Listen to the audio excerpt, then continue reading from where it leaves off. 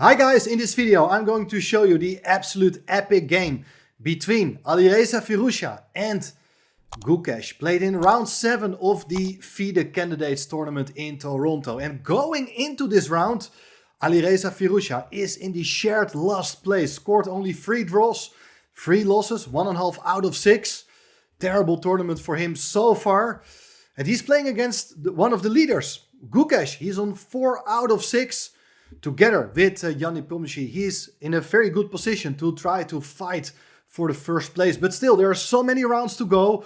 It would be great news for both players if they could score at least a win in this game. Let's see what is going to happen. It's absolutely dramatic, but that's the entire event so far. So many cool games are played, a lot of dramatic events, sharp fighting chess by all the players. So it's really a spectacular event for all the chess fans. What I would like to ask you is just to hit the subscribe button if you would like to follow more about this event. We will see what's going to happen in the next 2 weeks or so. Well, first we go check out this game. Firouzja opens with 1d4, knight f6, bishop f4, d5. It's the London system. It's often played to avoid a lot of opening theory, just to get a game. And that's modern chess also.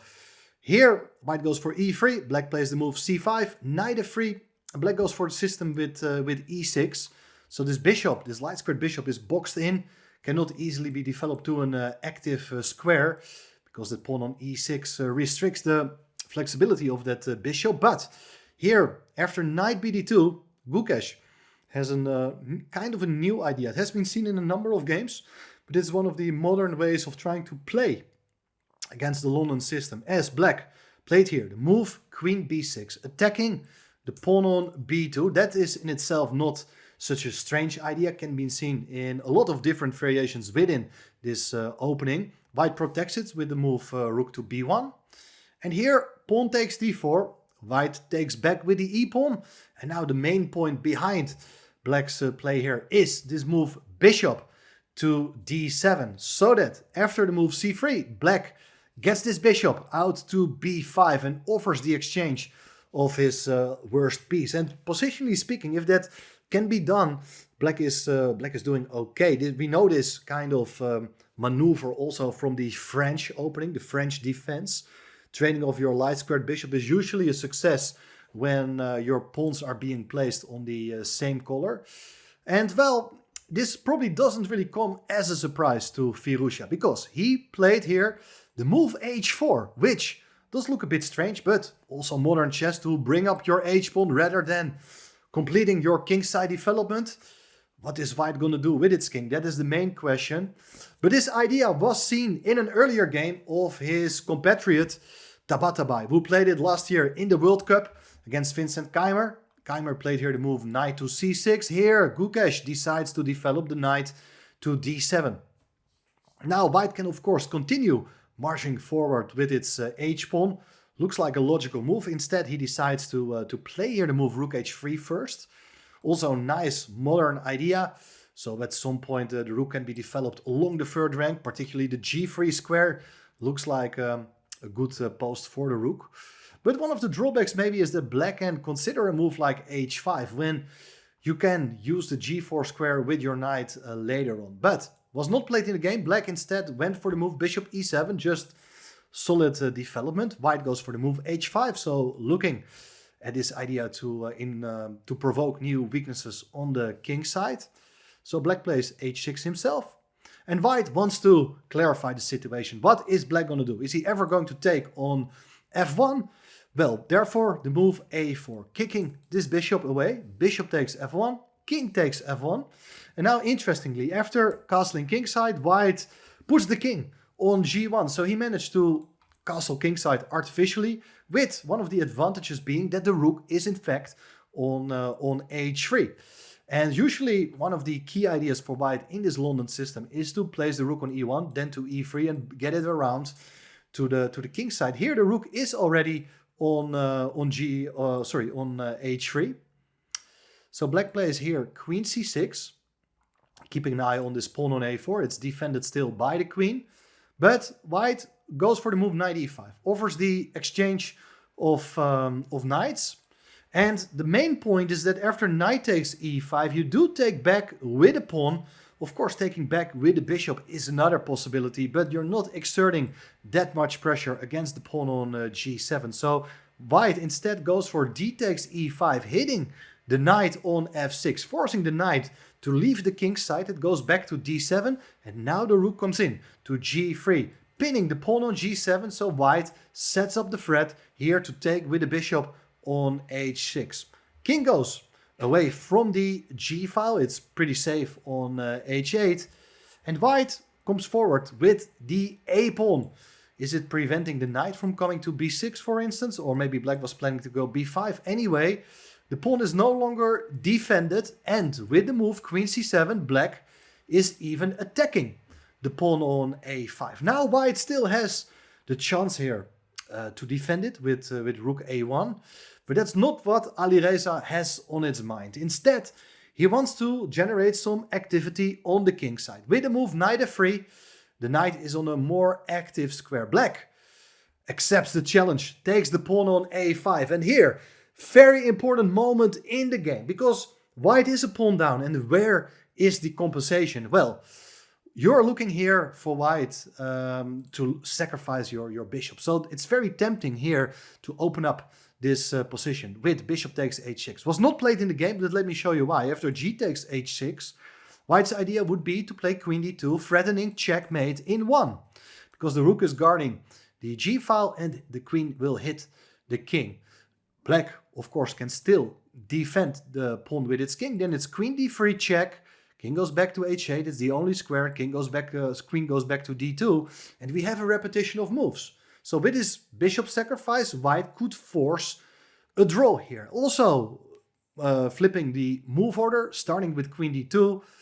There is king h7, queen c2, king h8, queen d2. It's another way of repeating the moves. But Firouzja has, once again, a totally different plan. He played here the move c4, putting more pressure against the pawn on d5. Well, obviously, if you take this pawn, the knight on d7 will be captured. So that cannot be recommended, but what should black do instead? Well, you don't want to be forced to think about these kind of sacrifices for a long period of time. So therefore, black played here this move rook g8. So now these sacrifices, they're less impressive. If you ever take, it opens up the g file and black succeeds in trading off that rook on g3. Well, now things are getting sharper because white is putting a lot of pressure on himself here to prove the compensation for the pawn. Now, a safe way of playing here would be to take on d5, when black can take back with the queen and queens can come off the board, and probably after rook d1 you do have sufficient compensation for the pawn. Likely you're able to win back the pawn. If knight comes to b6, maybe bishop e3 is a possibility. But then you're trying to equalize as white, and that's not what Firouzja is contemplating here. He instead went for the move rook to a1, hitting the queen on a5. So if the queen goes away, well, there are some issues regarding the pawn on d5. So instead, black went here for the move queen to b4. Now, taking the pawn on d5 is not an option. It will hang the bishop on f4. So instead, white defended here the pawn on c4 by playing the move b3. Looks like a slow move, but the tension against that pawn on d5 is still there. But black is trying to seize the initiative here by moving the knight away from d7 to c5, threatening to take the pawn on b3. White moves the knight to d4 to protect the pawn, and well, there are sometimes ideas also to get a queen over to g4. Maybe there are other sacrificial ideas here as well. In any case, black played here the move knight to e4, distracting white from carrying out that kingside attack by attacking the rook. The rook goes back to e3, but getting this knight into e4 is a huge accomplishment for black. The knight is pretty stable, getting the support from that pawn on d5. The queen goes to c5, and well, if you ever take on d5, the queen is able to take back, black is a pawn up, and the knight is pretty safe. So that is not white's plan. But white instead played here the move rook c1, so increasing the pressure down the c file, eyeing the queen on c5. But Black has managed to fend off White's attacking play on the king side. Now, this rook on g8 is no longer needed there. It comes back into the game. It goes to d8, but there's also a case to be made for something like rook to c8 instead, when the pawn on c4 is pinned. If you ever take on d5, Black's queen can take the rook on c1. Difficult to say what is best. Rook g to d8 looks pretty logical, but White is now continuing with its attacking play. Played here the move b4, attacking the queen. It's another pawn sacrifice. Well, if you take on b4, which was played in the game, well, now the idea here for White is to capture the pawn on d5. So the queen is no longer able to take back on d5, maintaining the support of that knight on e4. Well, if you do take back with the pawn, e takes d5, I guess that White's play here is based on the move rook to b3, attacking the queen. If the queen goes away, let's say to a4, you take on b7, the queens will come off the board. You're still a pawn down, but White is incredibly active here. I would still like here White's prospects. But now, this is another key moment in the game. Black didn't want to recapture with a pawn on d5. Played the move. This may have come as a huge shock to the entire chess world, including Alireza Firouzja, as he faced here this move, knight takes f2. Fantastic idea. Piece sacrifice, opening up the king's position so that after taking with the king, Black is going to take with the rook, pinning that knight on d4. Black is having 3 pawns for the piece, which is ample compensation. And now play is based on increasing the pressure on that knight on d4. White first has to defend it with rook coming to e4, indirectly eyeing the queen on the 4th rank. And well, there are various options, including utilizing your queenside pawns. For instance, something like a5, just to try to bring up that pawn as far as you can to deflect White's pieces, to disrupt its coordination, makes a lot of sense. However, Gukesh played now the move rook a8 to pin, to attack the knight on the pinned piece. So the bishop goes back to e3, defending the knight one more time. And here the bishop comes to c5. So Black is attacking this knight on d4 4 times. It's 3 times defended. White is unable to add another defender. But the key defenses, which had to be seen far in advance by White here, is the move queen to b3. This is a great defensive idea, offering the exchange of queens. If you do take, there is knight takes b3, which was played in the game. We will get there in a second.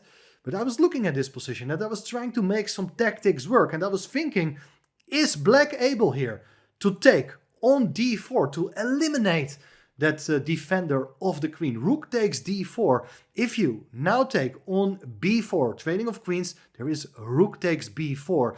And Black emerges with a number of extra pawns. If you take the bishop on c5, the rook on e4 will be taken. That is not possible for White.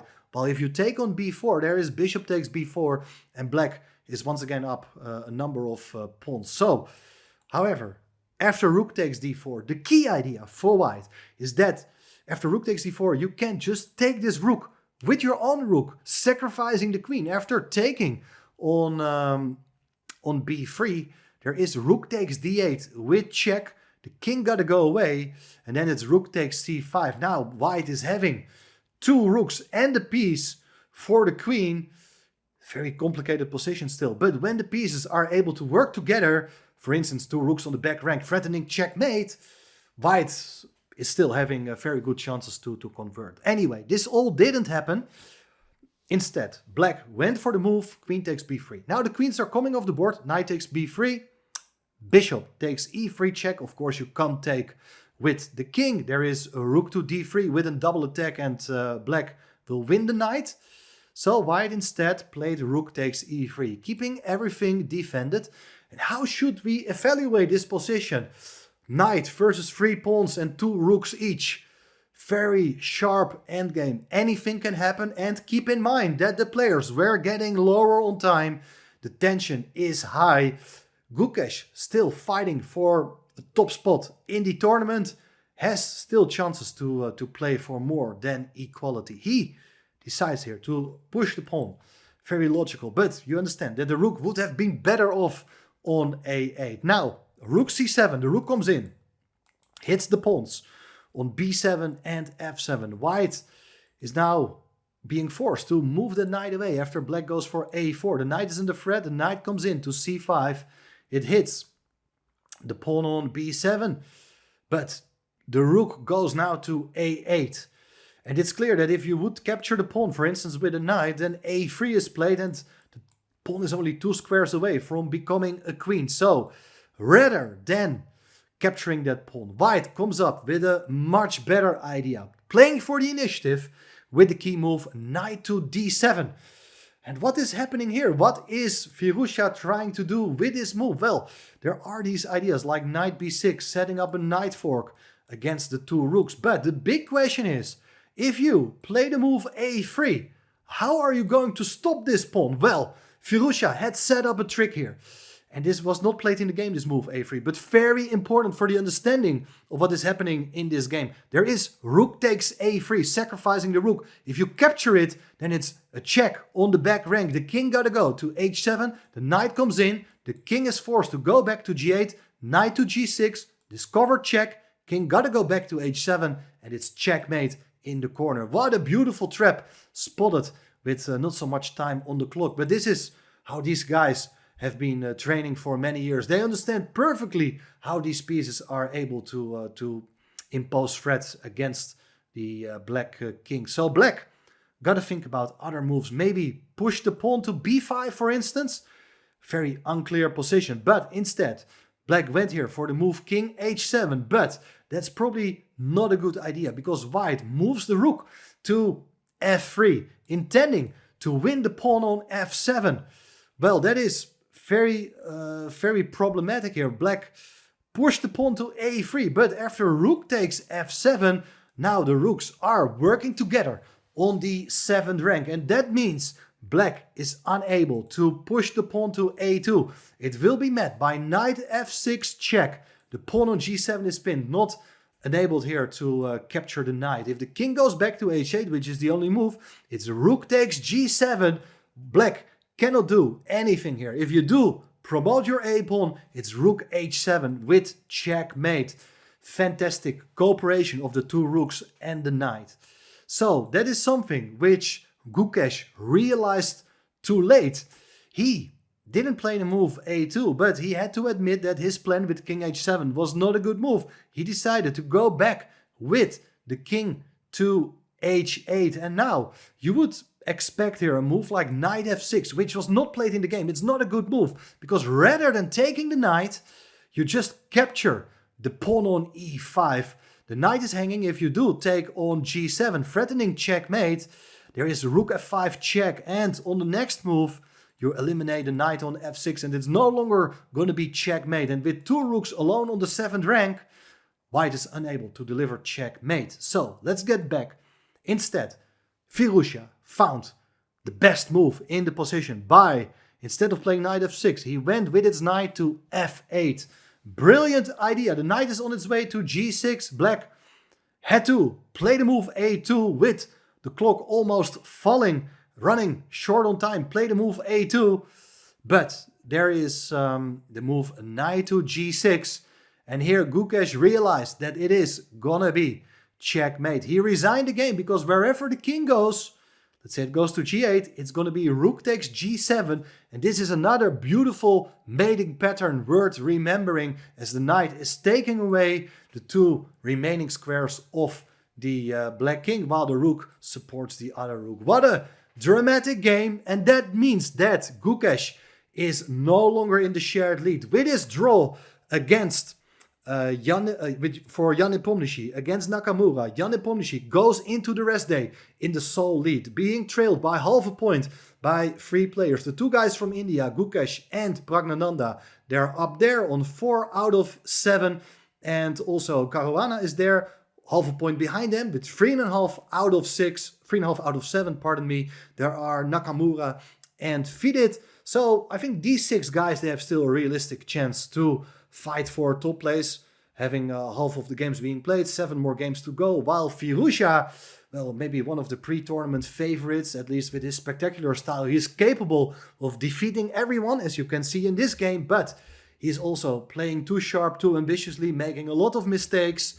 In this game it worked out for him, but we have seen other games in which he totally lost its mind as well. So probably he's not going to fight for top place, but we will see in the next couple of days what is going to happen in this fantastic event so far. Once again, hit the subscribe button and I'll promise to cover many more excitement from this event. So stay tuned and see you soon again. Bye bye.